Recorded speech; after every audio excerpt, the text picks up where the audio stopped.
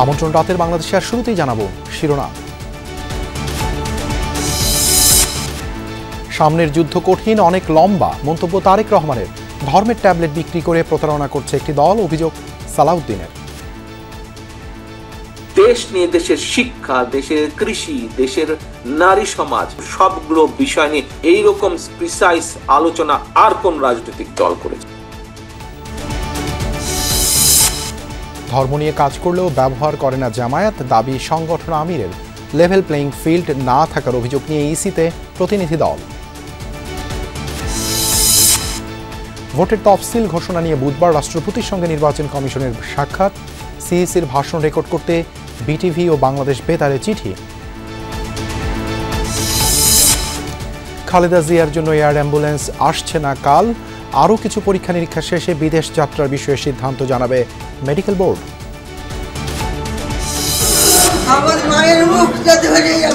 আমি ওইখান থেকে 10 টাকায় দেখি আমার নিনা ওইখানে রক্তে ভরে আছে। রাজধানীর মোহাম্মদপুরে মা ও মেয়েকে নির্মমভাবে হত্যা। সিসি ক্যামেরার ফুটেজ দেখে খুনি শনাক্তের চেষ্টা পুলিশের।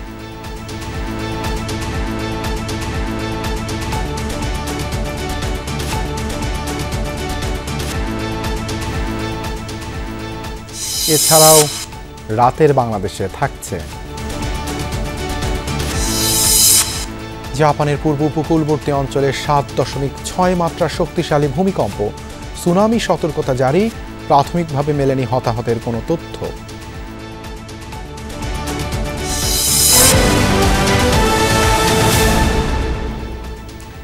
এখন শিরোনাম দেখছিলেন, আপনাদের সঙ্গে আছি আমি দেবাশিস রঞ্জন সরকার। প্রার্থী না দেখে ধানের শীষের পক্ষে কাজ করতে নেতাকর্মীদের প্রতি আহ্বান জানিয়েছেন বিএনপির ভারপ্রাপ্ত চেয়ারম্যান তারেক রহমান। বলেছেন, সামনের যুদ্ধ কঠিন, অনেক লম্বা। দেশে জবাবদিহিমূলক সরকার ক্ষমতা এলে শুভ পরিবর্তনের শুরু হবে বলেও মনে করেন তারেক রহমান। বিশেষ একজন ব্যক্তিকে ভালো আখ্যায়িত করে বাকিদের সমালোচনা করার প্রবণতা বন্ধের অনুরোধ করেন তিনি। জানান, বিএনপি ক্ষমতায় গেলে প্রথমেই 50 লাখ পরিবারের কাছে ফ্যামিলি কার্ড দেওয়ার পরিকল্পনা করছে। বিএনপির দেশ গড়ার পরিকল্পনা কর্মসূচির দ্বিতীয় দিনের আয়োজনও ছিল ছাত্রদলের নেতাকর্মীদের নিয়ে। রাজধানীর কেআইবি মিলনায়তনে অনুষ্ঠানের সমাপনী সেশনে ভার্চুয়ালি যোগ দেন বিএনপির ভারপ্রাপ্ত চেয়ারম্যান তারেক রহমান। গোটা অনুষ্ঠানের বড় অংশ জুড়ে তারেক রহমান কথা বলেন কর্মসংস্থান ও স্বনির্ভর বাংলাদেশ গঠন নিয়ে তার পরিকল্পনার কথা, যেখানে ব্যবসা বান্ধব পরিবেশ তৈরি, বিদেশে দক্ষ কর্মী পাঠানোর জন্য প্রশিক্ষণের ব্যবস্থা, নারীর ক্ষমতায়ন, কৃষি উৎপাদন বৃদ্ধি, খাল খনন কর্মসূচি, বায়ু দূষণ নিয়ন্ত্রণ সহ বিভিন্ন পরিকল্পনা গুরুত্ব পায়। কৃষক কার্ড আর আরেকটা হচ্ছে ফ্যামিলি কার্ড। এইম থাকবে ইনশাল্লাহ আল্লাহর মতে সরকার গঠনের সক্ষম হলে আমরা জনগণের রায় আমরা প্রথমে 1 বছরের ভিতরে চেষ্টা করব 50 লক্ষ ফ্যামিলির কাছে রিচ করার জন্য দেওয়ার জন্য। ল্যাপটপ নিয়ে কোনো একটা হয়তো অনলাইনে কোনো একটা মার্কেটিং এর কাজ করছে, তাকে যদি আমরা এই যে বিভিন্ন স্বৈরাচারের সময় বিভিন্ন জায়গায় বড় বড় বিল্ডিং কতগুলো তৈরি করা হয়েছিল, আমরা যদি এই জায়গাগুলো স্টুডেন্টদেরকে দিয়ে দিই, তাদেরকে ছোট একটা অফিসের মতন করে আমরা দিয়ে দিতে পারি, তাহলে এখানে এসে বন্ধু বান্ধবরা মিলে তারা এসে এখানে তখন একটা কোম্পানি তৈরি করবে। কোম্পানি তৈরি করার মাধ্যমে তারা সেখান থেকে বেটার ভাবে কাজ করতে পারবে।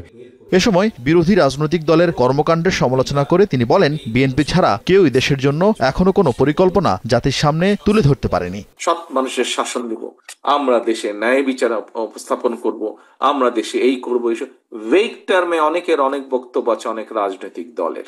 বাট দেশ নিয়ে, দেশের শিক্ষা, দেশের কৃষি, দেশের নারী সমাজ, সবগুলো বিষয় নিয়ে এইরকম প্রিসাইজ আলোচনা আর কোন রাজনৈতিক দল করেছে? শেয়ার বাজার ধস, কলকারখানা বন্ধের মতো ঘটনাকে অস্বাভাবিক উল্লেখ করে এর থেকে উত্তরণে গণতন্ত্রের বিকল্প নেই বলে মন্তব্য করেন তিনি। আমরা বহুদলীয় গণতন্ত্রে বিশ্বাস করি। বহুদলীয় গণতন্ত্রে মানুষ বিভিন্ন মতামত দিবে, কিন্তু অবশ্যই একজন বিশেষ কেউ ভালো, বাকি সবাই খারাপ, এটি গণতন্ত্রের জন্য অত্যন্ত অত্যন্ত ডেঞ্জারাস একটা ব্যাপার। সাধারণ মানুষের কাছে জবাবদিহি করতে বাধ্য থাকে একমাত্র নির্বাচিত একটি গণতান্ত্রিক সরকার। প্রার্থী না দেখে ধানের শীষের জন্য কাজ করতে নেতাকর্মীদের নির্দেশও দেন তারেক রহমান। সেই রাজনৈতিক আদর্শটি হচ্ছে আরিফিন শাকিল, যমুনা নিউজ, ঢাকা। নীতি আদর্শ পরিকল্পনাবিহীন একটি দল ধর্মের নামে ব্যবসা খুলে ভোট প্রার্থনা করছে বলে অভিযোগ করেছেন বিএনপির স্থায়ী কমিটির সদস্য সালাউদ্দিন আহমদ। দুপুরে দেশ গড়ার পরিকল্পনা কর্মসূচির দ্বিতীয় দিনের প্রথম সেশনে তিনি আরও বলেন, বিএনপি ক্ষমতায় গেলে জনবান্ধব কর্মসূচি গ্রহণ করবে। জানান, গণতান্ত্রিক উত্তরণে যারা বাধা দেবে তাদের প্রত্যাখ্যান করবে জনগণ। আগামীর পরিকল্পনা তুলে ধরে নেতাকর্মীদের স্লোগানের পরিবর্তে জ্ঞানভিত্তিক রাজনীতি চর্চার পরামর্শ দেন তিনি। দেশ গড়ার পরিকল্পনা কর্মসূচির দ্বিতীয় দিনের প্রশিক্ষণে অংশ নেয় ছাত্রদলের নেতাকর্মীরা।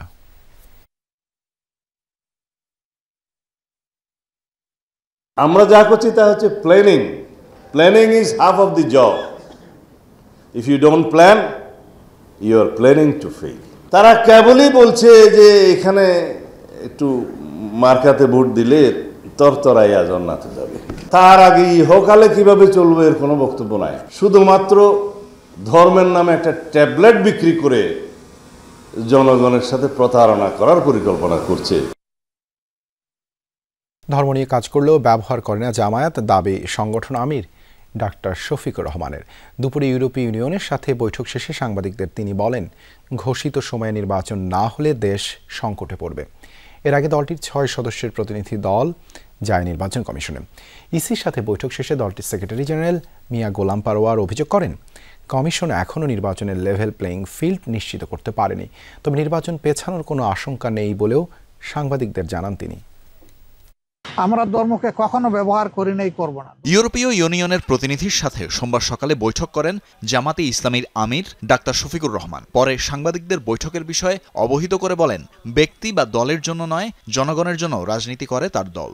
ধর্ম নিয়ে দলটি কাজ করলেও ব্যবহার করে না। নির্বাচন নিয়ে ডাক্তার শফিক বলেন, নির্বাচন পেছানোর সুযোগ নেই, তেমন হলে বিপর্যয় নামবে দেশে। আমরা ধর্মকে কখনো ব্যবহার করি নাই, করব না। ধর্ম আমাদের চিন্তার অঙ্গ, আমাদের কলিজার অংশ। আমরা ধর্ম নিয়েই কাজ করি, আমরা ধর্মকে ব্যবহার করি না। ধর্ম ব্যবহার করলে কে করে সেটা আপনারা ভালো বুঝেন। ইলেকশনের সময় নতুন করে যারা বেশি বেশি নামাজ শুরু করেন, টুপি পরেন, তসবিহ হাতে নিয়ে ঘুরান, ধর্মকে তারাই বোধহয় সম্ভবত ব্যবহার করে।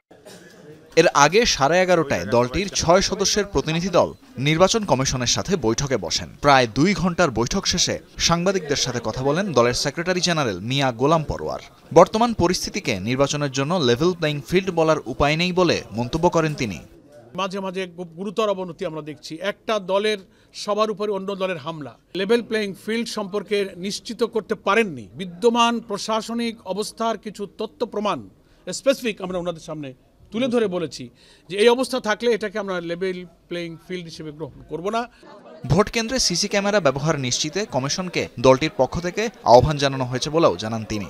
নির্বাচিত জনপ্রতিনিধির কাছে ক্ষমতা হস্তান্তরের জন্য এর চেয়ে গুরুত্বপূর্ণ আর কিছু হতে পারে না। এখানে অর্থ ব্যয় করা প্রয়োজনে অনেক ডোনার এজেন্সি, ডোনার কান্ট্রির কাছে সহযোগিতা চাওয়া যায়। আমরাও কিন্তু এই সমস্ত ব্যাপারে অ্যাপ্রোচ করেছি বিভিন্ন জায়গায়।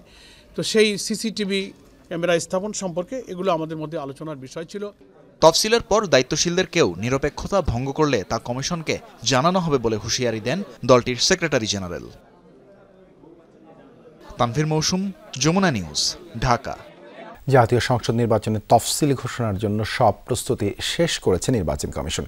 বুধবার ভোটের তারিখ নিয়ে দুপুর 12টায় বঙ্গভবনে রাষ্ট্রপতির সঙ্গে সাক্ষাৎ করবে প্রধান নির্বাচন কমিশনার AMM নাসির উদ্দিনের নেতৃত্বাধীন নির্বাচন কমিশন। সেদিনই জাতির উদ্দেশ্যে সিইসির তফসিল ঘোষণার ভাষণ রেকর্ড করবে বাংলাদেশ টেলিভিশন এবং বাংলাদেশ বেতার। একই দিনে এবার ভোট হবে ত্রয়োদশ জাতীয় সংসদ নির্বাচন এবং গণভোটের। নির্বাচনের আইনবিধি ও প্রার্থীদের আচরণ বিধিমালা সংশোধন, ভোটার তালিকা চূড়ান্ত সহ ভোটের সার্বিক প্রস্তুতি সম্পন্ন করেছে নির্বাচন কমিশন। নির্বাচন ঘিরে এসব কর্মযজ্ঞ আর ভোটের তারিখ নিয়ে রাষ্ট্রপতির সঙ্গে সাক্ষাৎ করতে বুধবার বঙ্গভবনে যাবে AMM নাসির উদ্দিন নেতৃত্বাধীন নির্বাচন কমিশন। পরে দেশবাসীকে ভোটের সময়সূচি জানাতে বাংলাদেশ টেলিভিশন এবং বাংলাদেশ বেতারে রেকর্ডিং করা হবে বলে জানান ইসি সচিব। ডিসেম্বরের 10 তারিখে মাননীয় প্রধান নির্বাচন কমিশনার স্যার বাংলাদেশ টেলিভিশন এবং বাংলাদেশ বেতারে একটা ভাষণ রেকর্ড করবেন। এখন রেকর্ডের বিষয়বস্তুটা এবং সময়টা এটা স্যার নির্ধারণ করবেন, কিন্তু একটা রেকর্ডিং হবে, এটুকু আমি জানা আছে এবং সেটা আপনাদের সাথে শেয়ার করলাম। সোমবার সকালে প্রথা ভেঙে সিইসির সঙ্গে সৌজন্য সাক্ষাৎ করতে আসেন পাবলিক সার্ভিস অ্যাডমিনিস্ট্রেটিভ অ্যাসোসিয়েশনের প্রতিনিধিরা। তারা ভোটে সর্বোচ্চ সহযোগিতার আশ্বাস দিয়ে গেছে বলে জানান ইসি সচিব। সিভিল সার্ভিস অ্যাসোসিয়েশন থেকে যে যতটুকু সহযোগিতা প্রয়োজন তার থেকে বেশি ছাড়া কম করা হবে না। কেউ যদি এসে বলেন এখানে তো আইনগত বাধা নেই এবং অতীতে করেননি বলে নতুন করে করা যাবে না, এরও কোনো প্রতিবন্ধকতা নেই। এদিকে জাতীয় পরিচয়পত্র প্রকল্প থেকে রাজস্ব খাতে নিতে কমিশনের এনআইডির আইডিইএ প্রকল্পের সারা দেশের কর্মকর্তারা কমিশনের সামনে অবস্থান কর্মসূচি পালন করেন। তানফির মৌসুম, যমুনা নিউজ, ঢাকা। বেগম খালেদা জিয়ার শারীরিক অবস্থা এখনও অপরিবর্তিত, তবে সবশেষ সিটি স্ক্যান রিপোর্ট স্বাভাবিক এসেছে বলে জানিয়েছে মেডিকেল বোর্ড। এর আগে খালেদা জিয়ার শারীরিক পরিস্থিতির উন্নতি না হওয়ায় 2 দফায় পিছিয়েছে বিদেশে নেওয়ার সিদ্ধান্ত। বিএনপি চেয়ারপারসনের উন্নত চিকিৎসার জন্য যুক্তরাজ্য যাওয়ার সংশোধিত তারিখ ছিল রোববার, তবে মেডিকেল বোর্ড সিদ্ধান্ত না দেয়ায় তা আপাতত স্থগিত। বিএনপি মহাসচিব বলছেন, এ ব্যাপারে চিকিৎসকরাই সিদ্ধান্ত নেবেন। আপাতত এভার কেয়ার হাসপাতালে চিকিৎসকদের নিবিড় পর্যবেক্ষণে রয়েছেন খালেদা জিয়া, আর তার চিকিৎসার এই কর্মযজ্ঞ তত্ত্বাবধান করছেন দলের ভারপ্রাপ্ত চেয়ারম্যান তারেক রহমানের স্ত্রী ডাক্তার জুবাইদা রহমান। আরও তথ্য জানাতে এভার কেয়ার হাসপাতালের সামনে থেকে যোগ দিচ্ছেন সহকর্মী তানজিম শাফিন। বেশ লম্বা সময় ধরেই হাসপাতালের সামনে আছেন আপনি। বিএনপি চেয়ারপারসনের শারীরিক অবস্থা সম্পর্কে নতুন কোনো তথ্য কি পেলেন?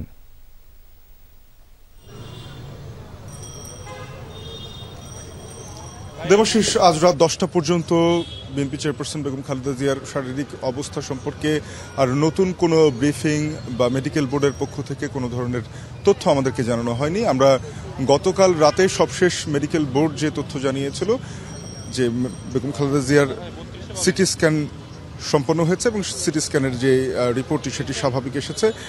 এরপরেই সাথে সংযুক্ত করে দিয়ে জানানো হয়েছিল যে বেগম খালেদা জিয়ার শারীরিক অবস্থা স্থিতিশীল রয়েছে এবং অপরিবর্তিত রয়েছে, অর্থাৎ তার শারীরিক অবস্থা গত 27 নভেম্বর থেকে যে সংকটাপন্ন অবস্থায় তিনি ক্রিটিক্যাল কেয়ার ইউনিটে চিকিৎসাধীন রয়েছেন ঠিক একই রকম রয়েছে। 23 নভেম্বর থেকে আজ পর্যন্ত তিনি চিকিৎসকদের নিবিড় পর্যবেক্ষণ চিকিৎসা নিচ্ছেন এবং ডাক্তার জুবাইদা রহমান দেশে আসার পর থেকেই মেডিকেল বোর্ডের সাথে সমন্বয় করে এই চিকিৎসা ব্যবস্থাপনায় তিনি যোগ দিচ্ছেন এবং বিভিন্ন সিদ্ধান্ত গ্রহণে তাদের সাথে পরামর্শ করছেন।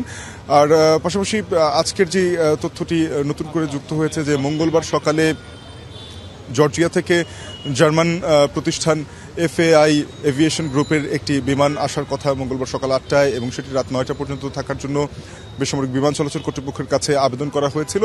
তবে সেই আবেদনটি বাতিল চেয়ে আজকে আবার পুনরায় তারা আবেদন করেছেন, অর্থাৎ আগামীকাল রাত 9টা পর্যন্ত আমরা নিশ্চিতভাবেই বলতে পারছি যে বেগম খালেদা জিয়াকে বিদেশে নেওয়ার প্রক্রিয়াটি আগামীকাল রাত 9টা পর্যন্ত চলছে না বা সেটি আসলে আপাতত আলোচনায় নেই। তো এখনো পর্যন্ত চিকিৎসকদের নিবিড় পর্যবেক্ষণে রয়েছেন, ডাক্তার জুবাইদা রহমান সবকিছুর সমন্বয়ে রয়েছেন। এখান থেকে যদি বেগম খালেদা জিয়ার শারীরিক অবস্থা কিছুটা উন্নতির দিকে যায় তাহলে হয়তো বিদেশের নেওয়ার আলোচনাটি পুনরায় আসতে পারে। তো এই ছিল আমার কাছ থেকে এখনো পর্যন্ত সবশেষ। দেবাশিস, ধন্যবাদ শাফিন যুক্ত হবার জন্য। রাজধানীর মোহাম্মদপুরে নিজ বাসায় মা ও মেয়েকে জবাই করে হত্যার ঘটনা ঘটেছে। নিহত দুজন গৃহকর্ত্রী লায়লা আফরোজ ও তার স্কুল পড়ুয়া মেয়ে সাফিসা বিনতে আজিজ। সকালে মোহাম্মদপুরের শাহজাহান রোডের একটি বহুতল ভবনের ফ্ল্যাটে এ ঘটনা ঘটে। খুনের পর বাথরুমে গোসল সেরে মেয়ের স্কুল ড্রেস পরে বেরিয়ে যায় সন্দেহভাজন গৃহকর্মী। সিসিটিভি ও খুনের আলামত পরীক্ষা করে অপরাধী শনাক্তের চেষ্টা করছে পুলিশ। সকাল 7:52 কালো বোরকা পরে মুখ ঢেকে ভবনের মূল ফটক দিয়ে ভেতরে প্রবেশ করেন গৃহকর্মী আয়েশা। প্রায় 2.25 ঘন্টা পর 9:36 স্কুলের পোশাক পরে পিছে ব্যাগ নিয়ে বেরিয়ে যান। ঘটনা এই বহুতল ভবনের 8ম তলায়। ভেতরে গিয়ে দেখা যায় লিফটের সামনে গৃহকর্ত্রী লায়লা আফরোজের মরদেহ। উপরে গিয়ে দেখা যায় মেঝেতে ছোপ ছোপ রক্ত। নিজের ফ্ল্যাটের সামনে বসেই পুলিশ ও স্বজনদের কাছে ঘটনার বর্ণনা দিচ্ছিলেন গৃহকর্তা স্কুল শিক্ষক আজিজুল ইসলাম। জানান, স্কুল শেষে সকাল 10:30 নাগাদ ফ্ল্যাটে ফিরে দেখেন পড়ার টেবিলে রক্তাক্ত মেয়ে আর ঘরের মেঝেতে স্ত্রীর গলাকাটা মরদেহ। পরে মেয়েকে সোহরাওয়ার্দী হাসপাতালে পাঠানো হলে চিকিৎসক মৃত ঘোষণা করেন। দরজার এই নব খুললাম, খুলেই দেখি আমার মেয়েটি মাথাটা এইভাবে দিয়ে ওয়ালের সাথে হেলান দেওয়া, রক্ত আমি ওইখান থেকে জাস্ট তাকাই দেখি আমার নিনা ওইখানে রক্তে বসে আছে। আমার নিনাকে আমি ডাকতে গেছি, দেখি নিনার ওইরকম অবস্থা, কাত হয়ে আছে, পড়ে নাই। প্রতিবেশীরা জানান প্রায় 13 বছর আগে এই ফ্ল্যাটে উঠেছিলেন আজিজুল ইসলাম দম্পতি। নিহত মেয়ে নাফিজা মোহাম্মদপুর প্রিপারেটরি স্কুলের 9ম শ্রেণীর ছাত্রী। আমার মেয়ের সাথে একদম ছোটবেলা থেকে আসছে, মানে এটা কোনোভাবে, মানে এটা কিভাবে, এর মনের মতো ভালো মানুষ হয় না। ঘটনার মোটিভ ও অপরাধী শনাক্তে কাজ চলছে বলে জানান পুলিশ কর্মকর্তারা। তাদেরকে ছুরি দ্বারা আঘাত করে হত্যা করা হয়েছে, প্রাথমিকভাবে আমাদের কাছে এটি মনে হয়েছে। তো লাশের সুরতহাল এবং পোস্টমর্টমের জন্য লাশ দুটি আমরা সোহরাওয়ার্দী হাসপাতালে পাঠিয়েছি। আর এখন ওনাদের আত্মীয় স্বজনরা এসেছেন, ওনাদের সঙ্গে কথা বলছি এবং আমাদের সিসি ক্যামেরা ফুটেজ বিশ্লেষণ করে আমরা এ বিষয়ে কোনো ক্লু পেলে আমরা সেভাবে তদন্ত কার্যক্রম আগাবো। সন্দেহভাজন গৃহকর্মী আয়েশা মাত্র 4 দিন আগে এই বাসায় কাজ শুরু করেন বলে জানিয়েছেন স্বজনরা। তার গ্রামের বাড়ি রংপুর, থাকেন বিহারি ক্যাম্প এলাকায়। ময়না তদন্তের জন্য নিহত দুজনের মরদেহ রাখা হয়েছে সোহরাওয়ার্দী মেডিকেল কলেজ হাসপাতালে। রিয়াজ রায়হান, যমুনা নিউজ, ঢাকা। 7.6 মাত্রা শক্তিশালী ভূমিকম্পে কেঁপে উঠেছে জাপানের পূর্ব উপকূলবর্তী অঞ্চল। এই তথ্য নিশ্চিত করেছে দেশটির আবহাওয়া অধিদপ্তর। মার্কিন ভূতাত্ত্বিক জরিপ সংস্থা USGS জানিয়েছে, জাপানের স্থানীয় সময় রাত 11:15 ভূমিকম্পটি আঘাত হানে। এর উৎপত্তিস্থল ভূপৃষ্ঠ থেকে প্রায় 50 কিলোমিটার গভীরে। পূর্ব উপকূলের আওমোরি ও হোক্কাইদো শহরে সবচেয়ে বেশি ভূকম্পন অনুভূত হয়। এরই মধ্যে পূর্ব উপকূলের বেশ কিছু শহরে সুনামি সতর্কতা জারি করা হয়েছে। ধারণা করা হচ্ছে এসব এলাকার 10 ফুট উচ্চতার ঢেউ আছড়ে পড়তে পারে। প্রাথমিকভাবে এখনও কোনো হতাহতের তথ্য পাওয়া যায়নি। জাতীয় পার্টির একাংশের নেতৃত্বে আত্মপ্রকাশ করল 18 দলীয় নতুন জোট জাতীয় গণতান্ত্রিক ফ্রন্ট। এই জোটে রয়েছে 6টি নিবন্ধিত ও 12টি অনিবন্ধিত রাজনৈতিক দল। আত্মপ্রকাশ অনুষ্ঠানে অন্তর্বর্তী সরকারের কড়া সমালোচনা করেছেন জোটের নেতারা। জোটের সভাপতি ব্যারিস্টার আনিসুল ইসলাম মাহমুদ অভিযোগ করেছেন, সরকার নির্বাচন নিয়ে নিজস্ব এজেন্ডা বাস্তবায়ন করছে। একই সঙ্গে আগামী নির্বাচন মব কালচারের নির্বাচন হতে যাচ্ছে বলেও শঙ্কা প্রকাশ করেন তিনি। দ্বাদশ জাতীয় সংসদ নির্বাচন ঘিরে এবার এক ছাতার নিচে এলো জাতীয় পার্টির একাংশ সহ সমমনা 18 রাজনৈতিক দল। সোমবার দুপুরে রাজধানীর গুলশানে এক সংবাদ সম্মেলনের মধ্য দিয়ে আত্মপ্রকাশ করে জাতীয় গণতান্ত্রিক ফ্রন্ট NDF নামের এই জোট, যাতে একাট্টা হয়েছেন প্রয়াত HM এরশাদের জাতীয় পার্টির প্রভাবশালী কয়েকজন নেতা, যারা বিভিন্ন সময়ে দল ভেঙে একাধিক অংশে বিভক্ত ছিলেন। তাদের সাথে যোগ দিয়েছে গোলাম সরওয়ার মিলনের জনতা পার্টি, তৃণমূল BNP এবং বাংলাদেশ জাতীয়তাবাদী দল NDM। জোটের প্রধান করা হয়েছে ব্যারিস্টার আনিসুল ইসলাম মাহমুদকে। উপদেষ্টা হয়েছেন আনোয়ার হোসেন মঞ্জু এবং মুখপাত্র ABM রুহুল আমিন হাওলাদার। জোটভুক্ত দলগুলো নিজ নিজ আদর্শ সক্রিয়তা বজায় রেখে আগামী নির্বাচন ও রাজনৈতিক সক্রিয় ভূমিকা পালন করবে। এর নাম হবে জাতীয় গণতান্ত্রিক ফ্রন্ট। অতীতের সব ভুল ত্রুটি ভুলে আগামী নির্বাচন অংশগ্রহণমূলক করার উপর জোর দেন জোটের নেতারা। অভিযোগ করেন, ভোট নিয়ে অন্তর্বর্তী সরকারের ভূমিকা স্পষ্ট নয়। মব কালচার বন্ধ হয়, আমি তো এটা দেখতে পাচ্ছি। এই নির্বাচনে মব কালচারের নির্বাচন হতে যাচ্ছে। নিজের সীমাবদ্ধতার প্রতি কথা বললেন, কতটুকু আমরা পারি, কতটুকু আমরা পারি না, এই সময় আমাদের সচেতন থাকতে হবে। অতীতের সকল ভুল ত্রুটি থেকে শিক্ষা গ্রহণ করে শান্তিপূর্ণভাবে সহাবস্থান করে গণতান্ত্রিক চর্চায় একটি সুস্থ সকল দলের অংশগ্রহণে একটি নির্বাচন হবে। NDF-এ 18 দল জোটবদ্ধ হলেও এদের মধ্যে 12টিরই নিবন্ধন নেই। ফয়সাল মাহমুদ, যমুনা নিউজ, ঢাকা। আস্থার সংকট থাকলেও নির্ধারিত সময়ে জাতীয় নির্বাচন হবে। গণতান্ত্রিক প্রক্রিয়ার স্বার্থে নির্বাচিত সরকার প্রয়োজন বলে মন্তব্য করেছেন শ্রম উপদেষ্টা। অন্যদিকে স্বরাষ্ট্র উপদেষ্টা বলেছেন, উৎসব মুখর ও গ্রহণযোগ্য নির্বাচনের জন্য সব ব্যবস্থা নেওয়া হচ্ছে, তবে আইনশৃঙ্খলা পরিস্থিতি পুরোপুরি নিয়ন্ত্রণে আনার ম্যাজিক তার হাতে নেই বলেও অসহায়ত্ব প্রকাশ করেছেন তিনি। জাতীয় নির্বাচন নির্ধারিত ফেব্রুয়ারির প্রথম ভাগে হবে কিনা এ নিয়ে রয়েছে নানা শঙ্কা। সরকারের উপদেষ্টারাও নির্বাচন নিয়ে জনগণের আস্থার সংকটের বিষয়টি অস্বীকার করছেন না। তবে নির্ধারিত সময়ে নির্বাচন অনুষ্ঠানে আশাবাদী শ্রম উপদেষ্টা। আমাদের দেশে এতদিন তো নির্বাচন হয় নাই, যেটা হয়েছে ওগুলোকে নির্বাচন আমার ডেফিনেশন না। তো সেই জন্য মানুষ তো এখন একটু দ্বিধাদ্বন্দ্বে আছে। আমি বলছি আমাদের তো ম্যান্ডেট দেয়নি যে 1 বছরের মাথায় নির্বাচন করতে হবে, 2 বছরের মাথায় নির্বাচন করতে হবে। দেশে একটা নির্বাচন হওয়া উচিত, নির্বাচিত সরকার আসা উচিত, একটা যেটাকে বলে ইউনিভার্সাল যেটা ডেমোক্রেটিক প্রসেস, সেই প্রসেসটা এস্টাবলিশ হওয়া উচিত। স্বরাষ্ট্র উপদেষ্টাও নির্বাচন নিয়ে শঙ্কা উড়িয়ে দিয়েছেন। সচিবালয়ে আইন শৃঙ্খলা সংক্রান্ত উপদেষ্টা কমিটির বৈঠক শেষে বলেছেন, পুরোদমে চলছে ভোটের প্রস্তুতি। আমাদের নির্বাচনের প্রস্তুতি মাশাআল্লাহ খুবই ভালো। সব বাহিনীগুলি কিন্তু তাদের প্রশিক্ষণ চালিয়ে যাচ্ছে। ক্রেডিবল একটা নির্বাচন, উৎসব মুখর একটা নির্বাচন, এটার জন্য যত ধরনের প্রস্তুতি দরকার সবকিছু নিচ্ছে। তবে প্রশ্ন আছে নির্বাচনকালীন আইন শৃঙ্খলা পরিস্থিতি নিয়ে। নির্বাচনের আগে যে এইগুলি সব বন্ধ হয়ে যাবে তাও আমি বলতে পারি না। মানে যদি আমার কাছে কোনো ম্যাজিক থাকতো বা ওই সুইচ লাইট অন অফের মতো থাকতো তো আমি করে দিতাম যে লাইট অফ, এখন আর কোনো কিলিং ঠিলিং কোনো কিছু হবে না। আমার কাছে এরকম কোনো ম্যাজিক নেই। স্বরাষ্ট্র উপদেষ্টা জানান, ভোটের দিনে প্রতিটি কেন্দ্রে যেন নিরবিচ্ছিন্ন বিদ্যুৎ সরবরাহ থাকে তা নিশ্চিত করা হবে। যে এলাকায় ইলেকট্রিসিটি না থাকে ওই এলাকায় অল্টারনেটিভ কি লাইটিং এর ব্যবস্থা করা যায়। আলমগীর স্বপন, যমুনা নিউজ, ঢাকা। আগামী সপ্তাহে সম্মিলিত ইসলামী ব্যাংকের গ্রাহকদের টাকা ফেরত দেওয়া হবে। একীভূত করার উদ্যোগ ভালোভাবেই এগোচ্ছে।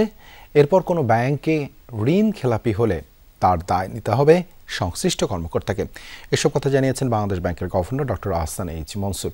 অন্যদিকে পরিকল্পনা কমিশন বলছে, শরিয়া ভিত্তিক ব্যাংকে আমানতের পরিমাণ কমেছে, কাঙ্ক্ষিত রাজস্ব আসছে না এই খাত থেকে।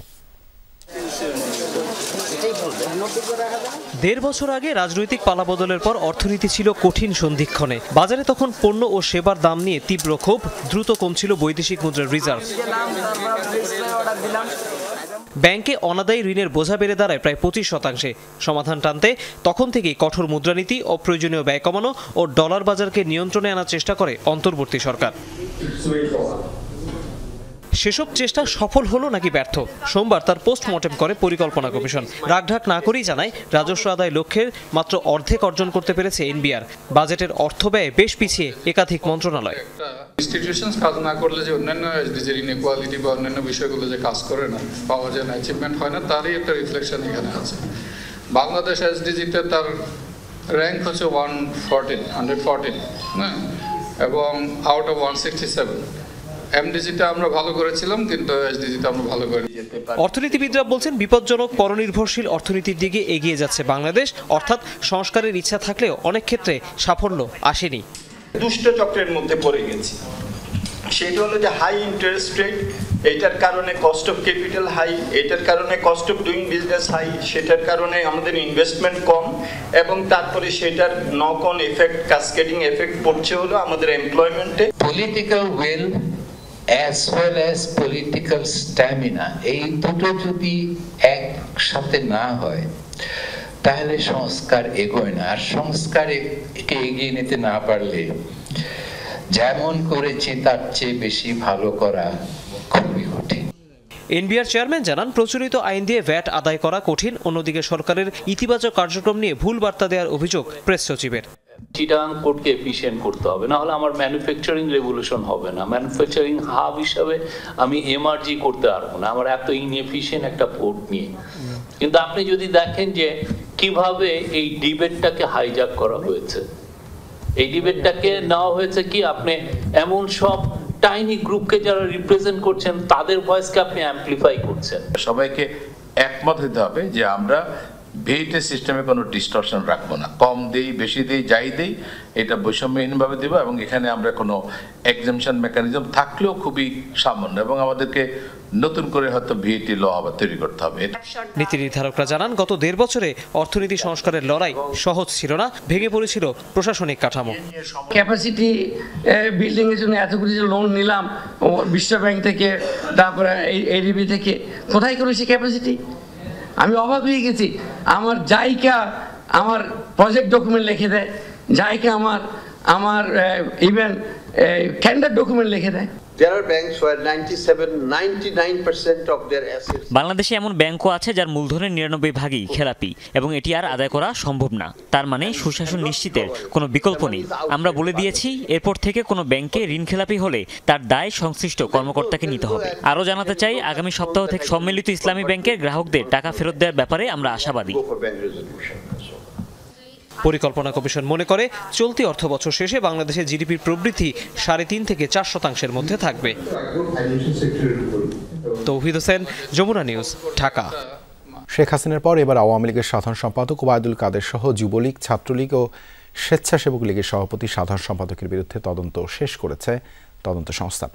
দ্রুতই আনুষ্ঠানিক অভিযোগ দাখিল করা হবে বলে জানিয়েছে প্রসিকিউশন। এদিকে ট্রাইব্যুনালে প্রথমবারের মতো মাহবুবুল আলম হানিফের মামলায় ক্যামেরা ট্রায়ালের মাধ্যমে সাক্ষ্য গ্রহণ হয়েছে। জুলাই আগস্টের হত্যাযজ্ঞের মামলায় গত 17 নভেম্বর সাবেক প্রধানমন্ত্রী ও কার্যক্রম নিষিদ্ধ আওয়ামী লীগ সভাপতি শেখ হাসিনার মৃত্যুদণ্ড হয়েছে। দল হিসেবে আওয়ামী লীগ, তার অঙ্গ ও সহযোগী সংগঠনের অপরাধেরও তদন্ত চলছে। এবার জুলাই হত্যাযজ্ঞের মামলায় আওয়ামী লীগ সাধারণ সম্পাদক ওবায়দুল কাদেরের বিরুদ্ধে তদন্ত শেষ হয়েছে বলে জানা গেছে। আমাদেরকে এই অপশক্তিকে ঐক্যবদ্ধভাবে প্রতিরোধের আহ্বান। ওবায়দুল কাদেরের পাশাপাশি যুবলীগ, নিষিদ্ধ সংগঠন, ছাত্রলীগ ও স্বেচ্ছাসেবক লীগের শীর্ষ নেতাদের বিরুদ্ধে তদন্ত শেষ হয়েছে। শিগগিরই এই মামলার আনুষ্ঠানিক অভিযোগ দাখিল করা হবে। আমরা সম্পূর্ণ প্রস্তুত রয়েছি, সাংগঠনিকভাবে, রাজনৈতিকভাবে আমরা এটির মোকাবেলা করব। তাদের শেষ দেখি বাংলাদেশ ছাত্রলীগ ছাড়বে। প্রসিকিউশন বলছে, আইন শৃঙ্খলা বাহিনীর পাশাপাশি আন্দোলন দমনে আওয়ামী লীগের অঙ্গ ও সহযোগী সংগঠনের নেতাকর্মীরাও অস্ত্র হাতে মাঠে ছিলেন। 4 জন আসামির বিরুদ্ধে ইতিমধ্যে ফরমাল চার্জ দাখিল হয়েছে। ওবায়দুল কাদের সহ বেশ কয়েকজনের বিরুদ্ধে খুব সহসাই তদন্ত রিপোর্ট আমাদের হাতে আসবে বলে আমরা আশা করছি। তদন্ত সংস্থা তেমনটি জানিয়েছেন আমাদেরকে। এভাবে ক্রমান্বয়ে বাকি সবার বিরুদ্ধেই তদন্ত রিপোর্ট এসে যাবে এবং আনুষ্ঠানিক বিচারের যাত্রাটা তাদের ব্যাপারেও চলতে থাকবে। এদিকে জাসদ নেতা হাসানুল হক ইনুর মামলার সাক্ষীদের হুমকি দেয়াকে কেন্দ্র করে মাহবুবুল আলম হানিফের মামলায় প্রথমবারের মতো ক্যামেরা ট্রায়ালের মাধ্যমে সাক্ষ্য গ্রহণ হয়েছে। এই সাক্ষীকে নানানভাবে ভয়ভীতি দেখানো হয়েছে এবং সে কারণে তার নিরাপত্তার দিকটা বিবেচনা করে আমাদের আইনে যেহেতু বিধান আছে, সেই বিধান অনুসারে ক্যামেরা ট্রায়াল অর্থাৎ এক্সক্লুসিভলি শুধুমাত্র আইনজীবী, আসামি এবং সাক্ষী ছাড়া অন্য কেউ এখানে থাকবেন না। এদিন জুলাই আগস্টের হত্যাযজ্ঞের মামলায় আনিসুল হক, সালমান এফ রহমান, দীপুমণি সহ আওয়ামী লীগের 16 নেতাকে হাজির করা হয় ট্রাইব্যুনালে। তাদের পরবর্তী হাজিরা 9 ফেব্রুয়ারি ধার্য করেছেন আদালত। Rabbi Hossain, Jamuna News, Dhaka. Dhaka elevated expressway প্রকল্পের ক্ষতিগ্রস্তদের পুনর্বাসনের জন্য বাংলাদেশ সেতু কর্তৃপক্ষ 40 একর জমি অধিগ্রহণ করে আবাসন ভবন নির্মাণের উদ্যোগ নিয়েছিল।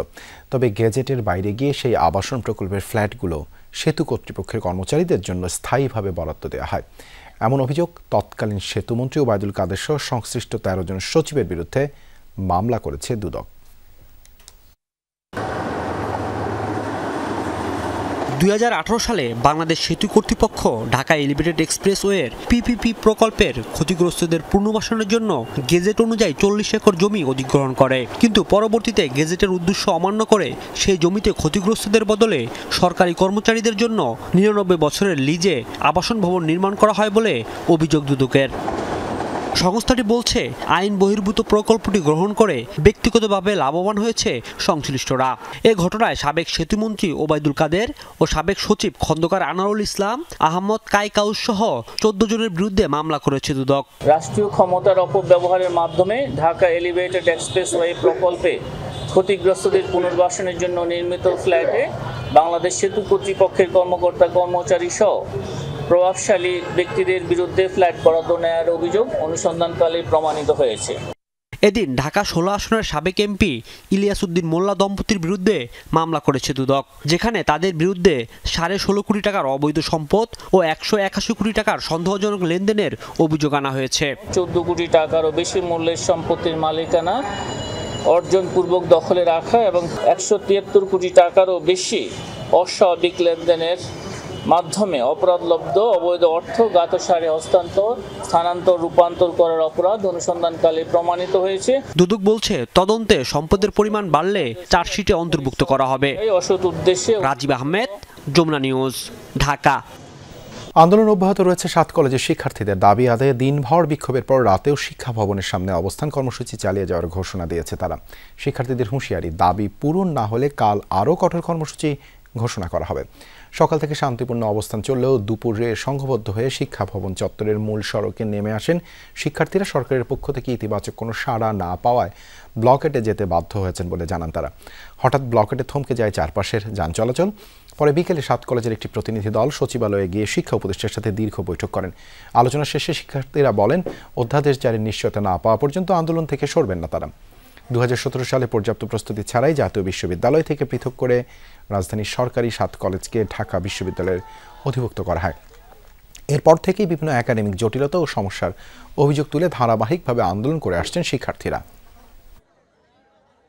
বিগত একটা বছর ধরে আমরা ক্লাসের বাইরে আছি। আমাদের একটাই মূল দাবি, সেটা হচ্ছে আমাদের পরিচয়, সেটা হচ্ছে আমাদের ঢাকা কেন্দ্রীয় বিশ্ববিদ্যালয়ের অধ্যাদেশ।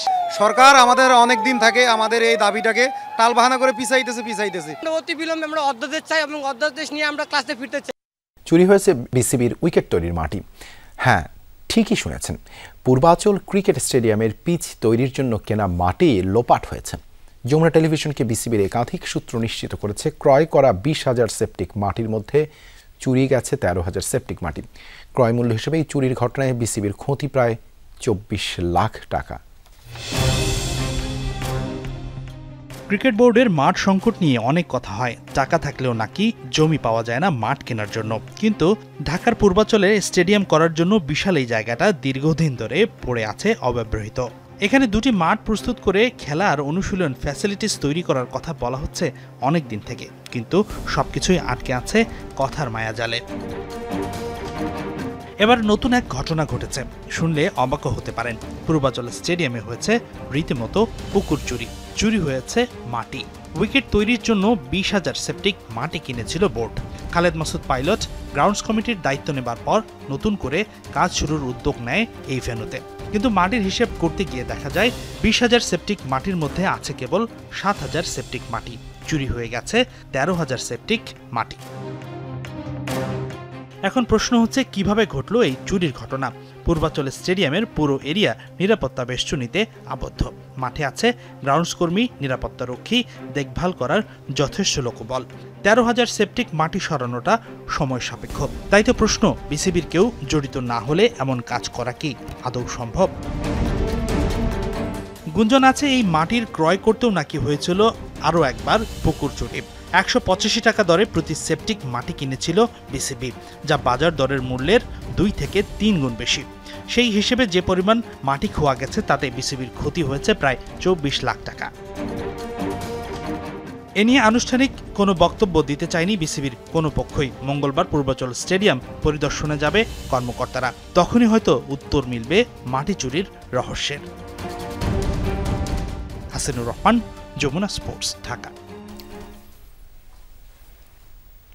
আর এই ছিল রাতের বাংলাদেশ। এতক্ষণ আমাদের সাথে থাকার জন্য ধন্যবাদ সবাইকে।